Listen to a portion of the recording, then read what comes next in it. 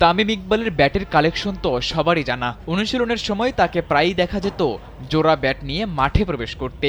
তামিম ইকবালের ব্যাটের প্রতি তার সতীর্থ থেকে সিনিয়র জুনিয়র সবারই আছে আলাদা আকর্ষণ। শনিবার বরিশালের অনুশীলনে দেখা মিলল তেমনই এক দৃশ্য।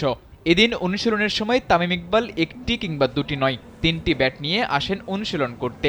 শুরুতেই নেটের বাইরে তামিম সেই ব্যাট নিয়ে শুরু করেন অনুশীলন। নতুন ব্যাট দিয়ে খেলা শটগুলো প্রতিটিই ছিল বেশ পারফেক্ট। সেই শট দেখেই হয়তো তামিমের ব্যাটের প্রতি তাহিদ হৃদয়ের বাড়তি আগ্রহ। অধিনায়ক তামিম ইকবালও নিজে থেকেই এগিয়ে দিলেন ব্যাট।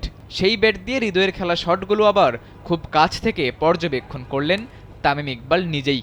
একসময় মুশফিকের ব্যাট দিয়ে খেলা হৃদয় আগামী দিনে তামিমের সিএ কোম্পানির ব্যাট দিয়ে খেলেন কিনা সেটাই এখন দেখার বিষয়।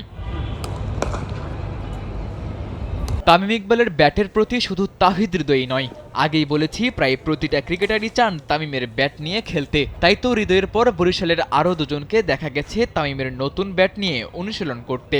স্বল্প সময়ের অনুশীলনেই সবাই বুঝে গেছে ব্যাটের মান। বিপিএলে তামিমের মাধ্যমে সিএ ব্যাট কোম্পানির বেশ ভালো একটা প্রমোশন হচ্ছে, তা তো বলাই যায়।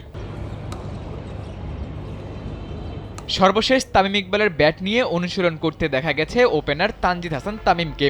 ঢাকার তরুণ এই ওপেনারও মিস করেননি দেশসেরা ওপেনার তামিম ইকবালের ব্যাট নিয়ে কিছুক্ষণ অনুশীলন করতে।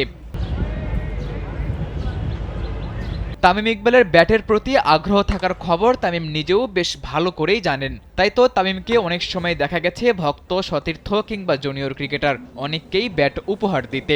এমনকি যুব এশিয়া কাপ জয়ী দলের প্রত্যেক সদস্যকেই ব্যাট উপহার দিয়েছিলেন তামিম ইকবাল। সাদাতুর রাফি, কালবেলা।